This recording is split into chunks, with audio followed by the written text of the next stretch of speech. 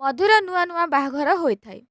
ଦିନେ ତା ଶାଶୁ ମଧୁ ଓ ହେମନ୍ତକୁ ଡାକି ପାଖକୁ କହିଲା, ହେମନ୍ତ ହେମନ୍ତ, ମଧୁ ମଧୁ, ପାଖକୁ ଆସ, ଜରୁରୀ କଥା ଅଛି।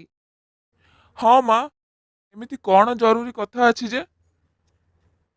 କୁହ ମା, କୁହ, କ'ଣ ହୋଇଛି? ଆରେ, ତୁମେ କ'ଣ ଆମ ଘରର ବିଧି ଜାଣିନ? ନୂଆ ବାହା ହୋଇଥିବା ଯୋଡ଼ିକୁ 10 ଦିନରେ କନ୍ୟାର ବାପା ଘରକୁ ଯାଆନ୍ତି। ମା, ମୋର ମନେ ଅଛି ଯେ ଏହା କ'ଣ ଜରୁରୀ? ମଧୁ ଆସିବାର ତ କିଛି ଦିନ ତ ହୋଇଛି।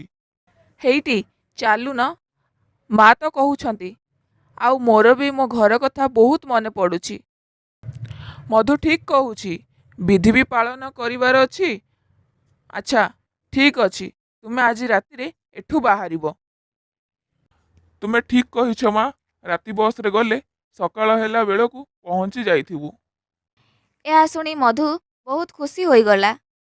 ମଧୁ, ଯାଅ ଜଲ୍ଦି ରେଡି ହୁଅ, ଆମକୁ ଯିବାର ଅଛି ନା।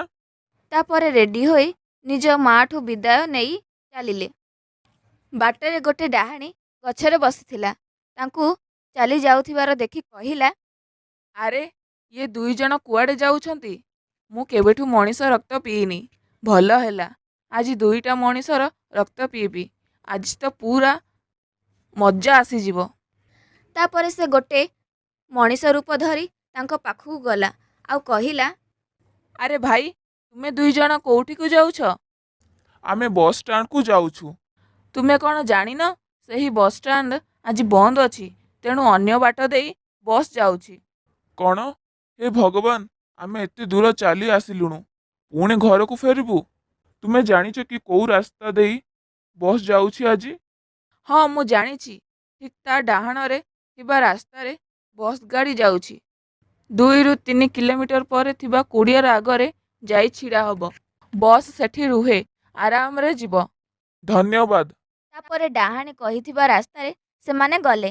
କାରଣ ସେମାନେ ଜାଣିନଥିଲେ ଯୋଉ କୁଡ଼ିଆ ଘର ବିଷୟରେ ଡାହାଣୀ କହିଥିଲା ସେ ଡାହାଣୀର ନିଜ ଘର ଥିଲା। ହେଇଟି, ମତେ ଭାରି ଡର ଲାଗୁଛି। କେମିତି କେମିତି ଲାଗୁଛି।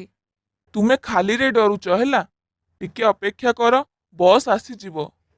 କିନ୍ତୁ ବସ୍ ଆସିଲାନି। ଦେଖ, ଆମେ 2 ଘଣ୍ଟା ହେଲା ଅପେକ୍ଷା କରିଛନ୍ତି, ଗୋଟେ ବି ବସ୍ର ଦେଖା ନାହିଁ। ସେ ଝିଅଟା ଆମକୁ ମିଛ କହିଲା ବୋଧେ। ମତେ ଭାରି ଡର ଲାଗୁଛି। ମତେ ତ ଥକା ଲାଗିଲାଣି। ଚାଲ, ଏ ଘରେ ଟିକେ ବିଶ୍ରାମ କରିବା।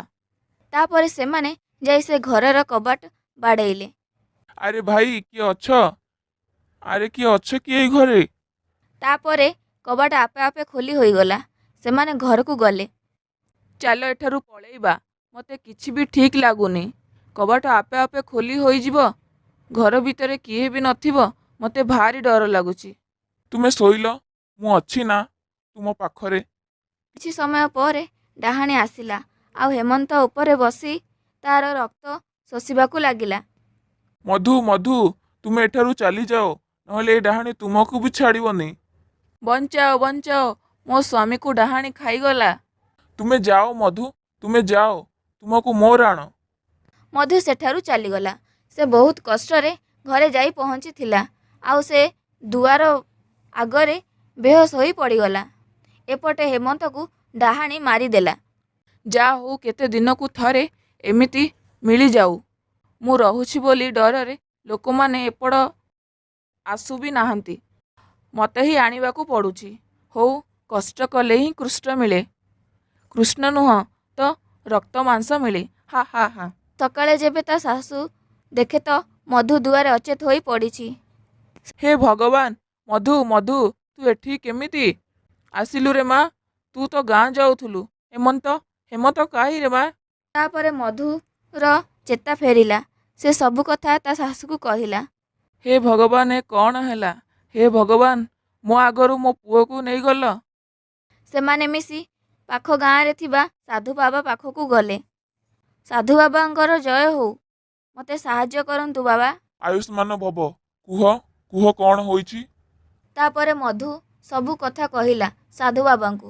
ତାକୁ ନଷ୍ଟ କରିଦିଅ ସାଧୁ ବାବା, ସେ ଏମିତି ବହୁତ ଜୀବନ ନେଉଛି। ହଁ, ମୁଁ ବି ଶୁଣିଥିଲି।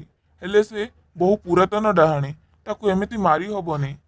ସେ ବର ପାଇଛି, ସେ ନିମ ଗଛରେ ଥିବା ସମୟରେ ହିଁ ନଷ୍ଟ ହେବ। ତାପରେ ମଧୁ ପୁଣି ଥରେ ସେହି ରାସ୍ତାରେ ଗଲା। ତା ଯିବାର ଡାହାଣୀ ଦେଖିଲା ଆଉ କହିଲା, ଆରେ ବା, ଆଜି ପୁଣି ଶିକାର, ଆଜି ତ ମଜା ଆସିଯିବ। ତାପରେ ସେ ମଧୁ ପଛରେ ପଛରେ ଆସିଲା। ସାଧୁବାବା କହିଥିବା ପରି ମଧୁ ଠିକ୍ ନିମ ଗଛର ତଳେ ବସିଲା ଓ ସେ ଡାହାଣୀ ଗଛର ଡାଳରେ ବସିଲା। ସେ ସମୟରେ ସାଧୁବାବା ସେ ଗଛର ଡାଳରେ ନିଆଁ ଲଗାଇ ଦେଲେ ଆଉ ମଧୁ ସେଠାରୁ ଉଠି ଆସିଲା। ସେ ପୁରା ଗଛରେ ନିଆଁ ଲାଗି ଯାଇଥିଲା ଆଉ ଡାହାଣୀ ମରିଗଲା। ତାପରେ ସେମାନେ ନିଜ ନିଜ ଘରକୁ ଫେରିଲେ ଆଉ ମଧୁକୁ ତା ଶାଶୁ ନିଜ ଝିଅ ପରି ରଖିଲା। ଯଦି ଆପଣମାନଙ୍କୁ ଏହି ଗପଟି ଭଲ ଲାଗିଲା ତେବେ ଲାଇକ୍ କରନ୍ତୁ। ଏହିଭଳି ଅନ୍ୟ କାର୍ଟୁନ ଭିଡ଼ିଓ ଦେଖିବା ପାଇଁ ଆମ ଚ୍ୟାନେଲ ଓଡ଼ିଆ କାର୍ଟୁନ ୱାର୍ଲ୍ଡକୁ ସବସ୍କ୍ରାଇବ୍ କରନ୍ତୁ ଆଉ କମେଣ୍ଟ କରିବାକୁ ଭୁଲିବେନି। ଧନ୍ୟବାଦ।